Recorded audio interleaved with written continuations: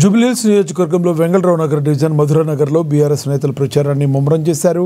ఇక స్థానిక కాలనీలోని సమస్యలపై ఏర్పాటు చేసిన సమావేశంలో ఎర్రబెల్లి దయాకర్, అభ్యర్థి సునీత తదితర నేతలు పాల్గొన్నారు. కాలనీ సమస్యలు సునీత దృష్టికి తీసుకొచ్చారు. అధికారంలోకి రాగానే దగ్గరుండి పరిష్కరిస్తామన్నారు మాగంటి సునీత. ఉద్యోగ యువకులు కానీ, ముస్లిం సోదర్స్ కానీ, సెటిలర్స్ కానీ కేసీఆర్ గారిని పోగొట్టుకొని మేము తప్పు చేశాం.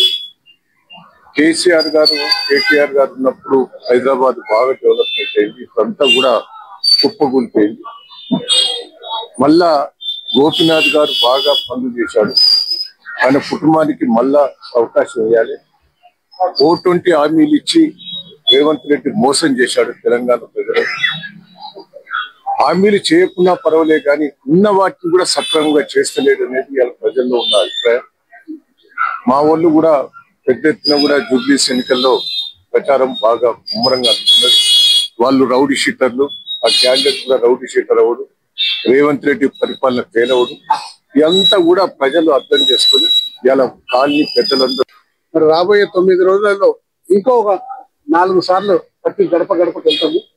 100 ఓటర్లకు ఒక మనిషిని పెట్టుకొని మా కార్యకర్తలు, మా నాయకులు అందరూ కూడా పనిచేస్తున్నారు. ఎర్రబెల్లి దయాకర్ రావు గారు కానివ్వండి, మరి మల్లారెడ్డి గారు కానీ, మరి అలాగే పువ్వాడ అజయ్ గారు కానివ్వండి, అలాగే doctor Sanjay MLA, Korutla MLA వారు కానీ, తాతా మధు గారు, మరి అదేవిధంగా ఆగయ్య గారు, స్థానిక కార్పొరేటర్ వేదికతో సమన్వయం చేసుకొని అందరం కూడా క్షేత్రస్థాయిలో ఫీల్డ్ లో మంత్రి, మాజీ మంత్రి అనే తేడా లేకుండా డోర్ టు డోర్ ప్రచారం చేస్తుంది.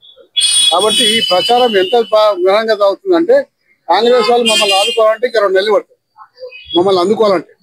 కాబట్టి ఇదే విధంగా స్ఫూర్తితో రాబోయే రోజు ప్రచారం చేసుకుంటూ 3 విషయాల మీద ఎక్కువ ఫోకస్ చేస్తాం.